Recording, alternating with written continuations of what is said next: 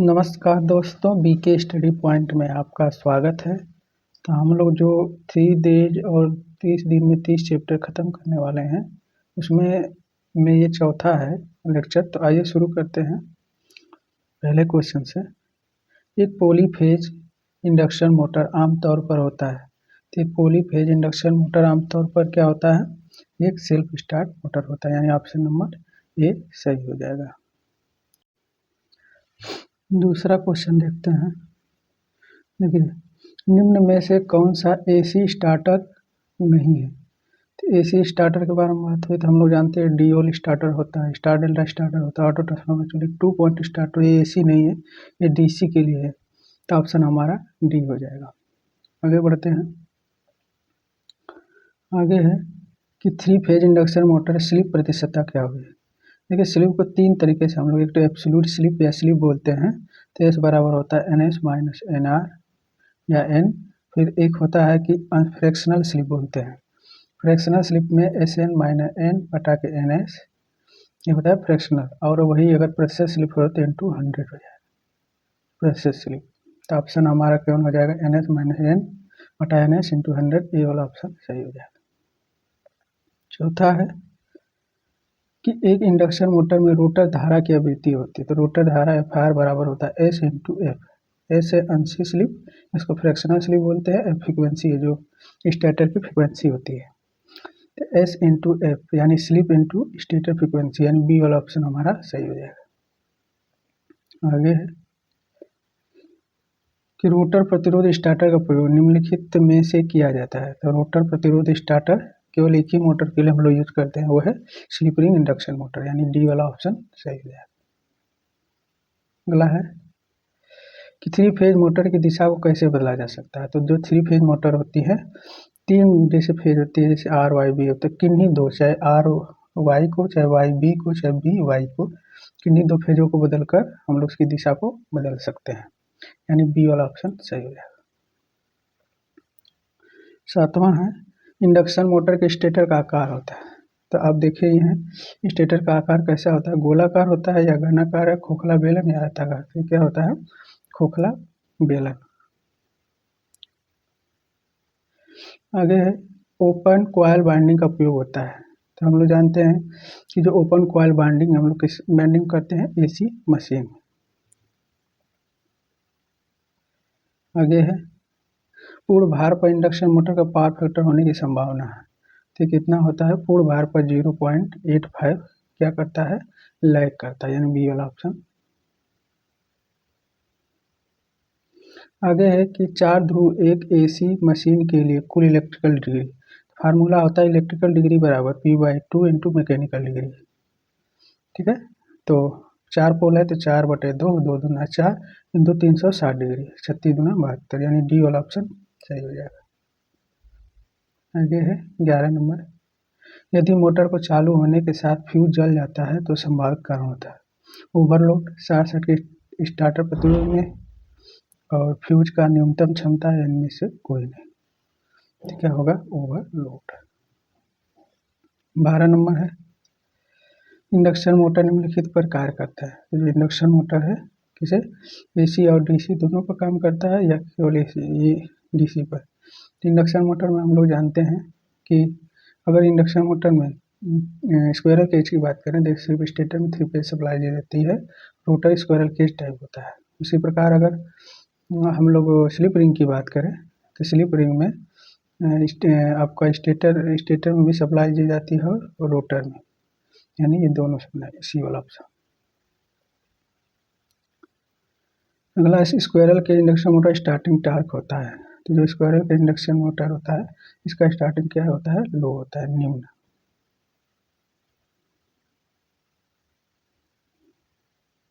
Three phase induction motor प्रचालन का सिद्धांत निम्नलिखित के समान है। 3 फेज इंडक्शन मोटर है, ये किसके? सिंक्रोनस मोटर कैपेसिटर में डीसी में, ये शॉर्टेज सेकेंडरी वायर ट्रांसफार्मर, यानी सी वाला ऑप्शन सही हो जाएगा।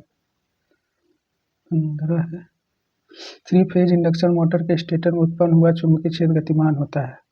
तो जो चुंबकीय क्षेत्र गतिमान उसे हम लोग क्या बोलते हैं? सिंक्रोनस गति, यानी बी वाला ऑप्शन। कम क्षमता वाली इंडक्शन मोटर के लिए प्रयोग किया जाने वाला स्टार्टर है। तो हम लोग जानते हैं ऑटो ट्रांसफार्मर के 3 से 5 HP तक यूज करते हैं। स्टार डेल्टा के लिए हम लोग क्या 5 से 20 तक यूज करते हैं। सॉरी ड्यूल स्टार्टर के लिए 3 से 5 HP तक, और स्टार डेल्टा के लिए 5 से 20, और ऑटो ट्रांसफार्मर के 5 HP से अधिक। कम क्षमता के लिए सी वाला option dual starter. Induction motor में विकसित होने वाला घुमाव बल समानुपाती होता है। तो घुमाव बल समानुपाती किसके? सप्लाई वोल्टेज के वर्ग के, सप्लाई वोल्टेज के आधा है, सप्लाई वर्ग। तो T proportional to V square होता है, यानी सप्लाई स्क्वायर के वर्ग, बी वाला ऑप्शन। अगला है स्लिप रिंग मोटर की रोटर कुंडली को प्रतिरोध से जोड़ने का उद्देश्य प्रारंभिक धारा को सीमित करना, प्रारंभिक धारा को बढ़ाना, प्रारंभिक को सीमित करना, घुमाव बल को बढ़ाना। डी वाला ऑप्शन सही हो जाएगा। 19 है 3 फेज मोटर का प्रारंभिक टार्क बढ़ाया जा सकता है वायु अंतराल कम करके, रोटर प्रतिरोध बढ़ाकर, स्टेटर वाइंडिंग प्रतिरोध बढ़ा, स्टेटर वाइंडिंग धारा बढ़ा। टार्क को हम लोग कैसे बढ़ा सकते हैं? वायु अंतराल को कम करके। 20वां है इंडक्शन मोटर में अधिकतम टार्क पैदा होता है रोटर प्रतिरोध स्टेटर प्रतिघात बराबर हो, रोटर प्रतिरोध स्टेटर प्रतिघात से अधिक हो, रोटर प्रतिरोध से कम हो, रोटर प्रतिरोध रोटर प्रतिघात के बराबर हो। यानी कि रोटर जो प्रतिरोध होता है रोटर प्रतिघात के बराबर। डी वाला ऑप्शन सही है। 3 फेज मोटर के घूमने वाले चुंबकीय फ्लक्स की गति है, यानी सिंक्रोनस NS बराबर 120 F/P, यानी ऑप्शन बी। आगे है कि जॉगिंग ऑपरेशन को और क्या कहते हैं? जॉगिंग को हम लोग क्या करते हैं? इचिंग।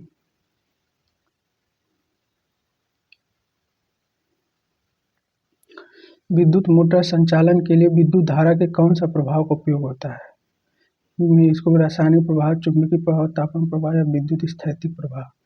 देखिए रासायनिक प्रभाव हम लोग सेल या बैटरी में करते हैं, और जो टेम्परेचर जो होता है तापमान प्रभाव हम लोग जैसे विद्युत बल्ब, हीटरों अथवा में प्रयोग करते हैं। स्टैटिक है जो हम लोग किस में करते हैं? आपको टेम्पररी मैग्नेट बनाने के लिए हम लोग, टेम्पररी नहीं, जैसे घर्षण के द्वारा हम लोग उत्पन्न करते हैं, तो हम लोग है चुंबकीय प्रभाव, यानी बी वाला ऑप्शन। एक 3 फेज विद्युत मशीन में फेज के बीच कोण होता है। तो जानते हैं हम लोग कि 3 फेज एक दूसरे को कितना 120 डिग्री पर होता है।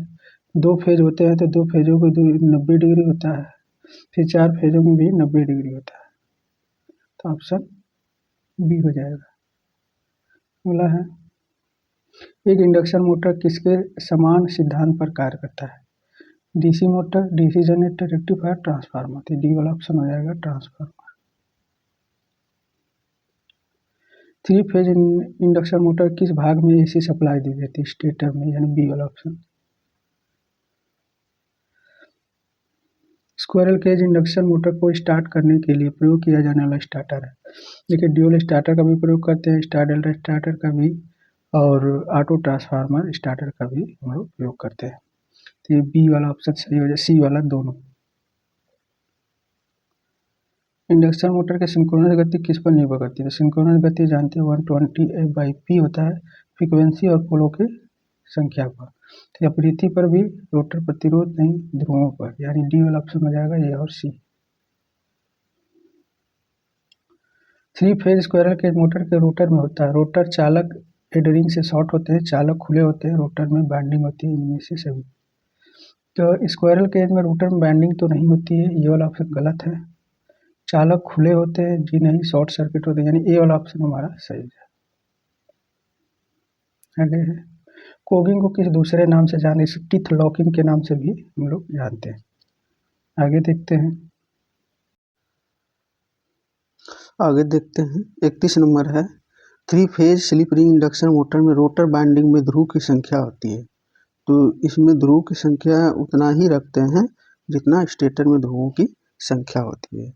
तो इसमें कौन सा ऑप्शन हो जाएगा? ए वाला ऑप्शन हमारा सही हो जाएगा, स्टेटर ध्रुवों की संख्या के समान।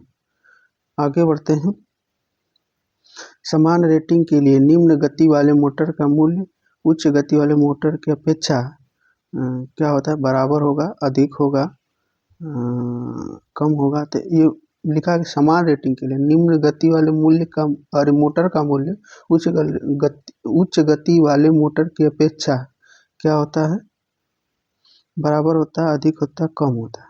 ये कम होता है, यानी सी वाला ऑप्शन सही है। आगे है, क्या होगा अगर 3 फेज इंडक्शन मोटर 2 फेज से चलाएं, स्टार्ट नहीं होगा, निम्न गति पर स्टार्ट होगी, कोई प्रभाव नहीं, अति तीव्र गति पर चलेगी। तो अगर 3 फेज मोटर को स्टार्ट 2 फेज मीटर से स्टार्ट करेंगे तो इसमें क्या होगा, इसमें स्टार्ट नहीं होगा, यानी ऑप्शन ए होगा। इसमें कंडीशन नहीं रखा, नहीं तो क्या होता है 3 फेज मोटर को जब हम एक फेज हटा देते हैं चलने की कंडीशन में, तो उस समय क्या होता है, मोटर कुछ देर तक चलती है और बंद हो जाती है, तो इसमें स्टार्ट नहीं हो। अगला है कि स्क्विरल केज इंडक्शन मोटर में किस प्रकार का टॉर्क होता है। तो इस स्क्विरल अति उच्च प्रारंभिक टॉर्क, अति निम्न प्रारंभिक टॉर्क या शून्य प्रारंभिक टॉर्क। तो इसमें क्या होता है, निम्न प्रारंभिक टॉर्क होता है। इसी टॉर्क को बढ़ाने के लिए हम लोग इसको जो होता है स्क्वायरल केज रोटर जो प्रयोग करते हैं उसको double squirrel cage type use करते हैं, एक सिंगल होता है एक डबल। तो ये बी वाला ऑप्शन हो जाएगा, अति निम्न स्टार्टिंग टॉर्क। अगला है, एक 3 phase 440 volt 50 hertz induction motor वास्तविक गति 960 आरपीएम में, यदि मशीन में 6 पोल हो तो स्लिप क्या होगा। तो हम लोग जानते हैं कि ये स्लिप परसेंटेज की बात कर रहा है। तो पहले तो एन एस निकालते हैं, एन एस बराबर 120 इंटू एफ है 50 इंटू पी पोलों की संख्या 6, 6 दूना 12 यानी 1000 आरपीएम हो जाएगा। तो यानी कि अगर स्लिप का मान याद करना हमें तो एन एस माइनस एन बटा के, एन क्या है वास्तविक गति यानी ये वाला हिस्सा, वो एन एस इंटू 100 ये हो जाएगा। तो एन एस का मान है 1000, उसके बाद 960 बटे के 1000 हो जाएगा इंटू 100। ठीक है, तो देखिए 0 0 कैंसिल, 0 से 0, यहाँ बचेगा कितना 40, 40 बटा के 10 यानी कि 4, यानी स्लिप परसेंटेज कितना हो जाएगा सी 4%। आगे है कि एक 3 phase slip ring induction motor का रोटर बाइंडिंग होता है, शॉर्ट सर्किट होता है, डबल फेज होता है या एडरिंग से शॉर्ट होता है। तो रोटर का क्या होता है, लिखा है कि एक 3 phase slip ring induction motor का रोटर बाइंडिंग होता है, ये तो सही बात है। क्या ऑप्शन क्या हो जाएगा, ए वाला। इंडक्शन मोटर की दक्षता होती है, तो इंडक्शन मोटर की दक्षता कितनी होती है, इसमें लिखा 5 से, ये शेडेड पोल मोटर का है। 95 से 98 किसी का होता नहीं, 85 से 90 होता है। ये आपका जनरेटर का, यानी 30 से 40%। क्या होगा जब इंडक्शन मोटर में वायु अंतराल बढ़ जाए, तो पावर फैक्टर कम होगा, चुंबकीय धारा बढ़ जाएगी, चुंबकीय परिपथ कम होती है। तीनों पावर फैक्टर कम हो जाता है, चुंबकीय धारा बढ़ जाती है और परिपथ कम हो जाता है, यानी डी वाला ऑप्शन। निम्न में से कौन सी दशा कोगिंग कहलाती है, मोटर का अधिक गति पर न चलना, मोटर का गर्म होना, शून्य भार पर मोटर का चलना, इनमें से कोई नहीं। तो कोगिंग क्या होती है, जो मोटर का अत्यधिक गति पर न चलना, ये क्या कहलाता है, कोगिंग।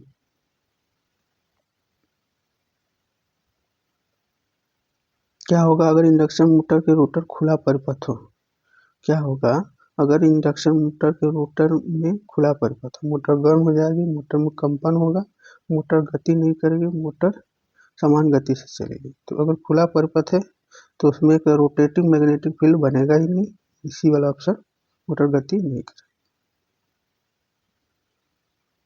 निम्नलिखित किन तथ्यों पर मोटर का उच्चतम टॉर्क निर्भर करता है, रोटर के प्रतिरोध पर, रोटर के स्टेटर के प्रतिरोध पर, रोटर के प्रतिघात पर, यानी सी वाला ऑप्शन रोटर के प्रतिघात। एक डीओएल स्टार्टर मोटर को किस सीमा तक प्रयोग किया जाता है, तो हम लोग जानते हैं अगर डीओएल है डायरेक्ट ऑनलाइन स्टार्टर बोलते हैं, तो ये 3 से 5 एचपी तक यूज करते हैं। स्टार डेल्टा रहेगा तो 5 से 20 एचपी तक, और वही ऑटो ट्रांसफार्मर रहेगा तो 20 एचपी से ज़्यादा तक। ठीक है, और एक रोटर रजिस्टर रोटर होता है, तो उसका हम लोग स्लिप रिंग में यूज करते हैं। ड्यूल की बात किया है तो ये 5 HP तक हम इसका प्रयोग कर सकते हैं। 3 फेज स्क्वायरल केज मोटर का स्टार्टिंग करंट होता है, तो ये 3 फेज स्क्वायर में स्टार्टिंग करंट कितना होता है, 5 लोड करंट का 7 गुना 5 गुना, यानी लोड करंट का 5 गुना। 3 phase slip ring induction motor का पावर फैक्टर में दक्षता होती है, तो जानते हैं हम लोग कि ये दक्षता पावर फैक्टर इसका क्या होता है, आपका स्लिप रिंग का अधिक होता है किसकी अपेक्षा, क्या नाम, स्क्वायरल केज की अपेक्षा, और दक्षता भी अधिक होती है। तो ऑप्शन हमारा नहीं, सॉरी, पावर फैक्टर कम होता है, दक्षता अधिक होती है, तो यानी सी वाला ऑप्शन। तो इसी का ठीक उल्टा हो जाता है, इसका पावर फैक्टर अधिक होता है और दक्षता कम होती है, तो यानी अधिक और कम, डी वाला ऑप्शन स्क्वायरल केज। किस स्थिति में एक इंडक्शन मोटर एक इंडक्शन जनरेटर के रूप में काम करता है, स्लिप नेगेटिव होने पर, स्लिप पॉजिटिव होने पर, स्लिप 0 होने पर, स्लिप का मान 2 से 2 होने पर। तो स्लिप नेगेटिव जब चला जाता है तो रीजनरेटिव कहलाता है, वही ये वाला ऑप्शन हमारा सही हो जाएगा। आगे बढ़ते हैं। सामान्य चलने की स्थिति में एक इंडक्शन मोटर का टॉर्क जब सामान्य चल रहा है स्लिप के समानुपाती होता है, घूर्णन गति के समानुपाती, दोनों सही है, दोनों गलत। तो हम लोग जानते हैं जब सामान्य चलने की स्थिति होती है तो टॉर्क प्रोपोर्शनल टू एस होता है और टॉर्क प्रोपोर्शनल टू 1/n होता है। तो ये कह रहा है स्लिप के समानुपाती, ठीक है, घूर्णन गति के व्युत्क्रमानुपाती क्रमानुपाती, ये भी सही है, यानी दोनों स्थितियां सही है। आगे है, प्रारंभिक चलने की स्थिति में एक इंडक्शन मोटर का टॉर्क होता है, क्वेश्चन रिपीट लग रहा है, ये वही होगा, बी और सी। नहीं, स्लिप के व्युत्क्रमानु घूर्णन, अच्छा सामान्य होता है स्टार्टिंग के समय, स्टार्टिंग है, ठीक है, स्टार्टिंग के समय लिखा है, तो इसमें torque proportional to N, torque proportional to N,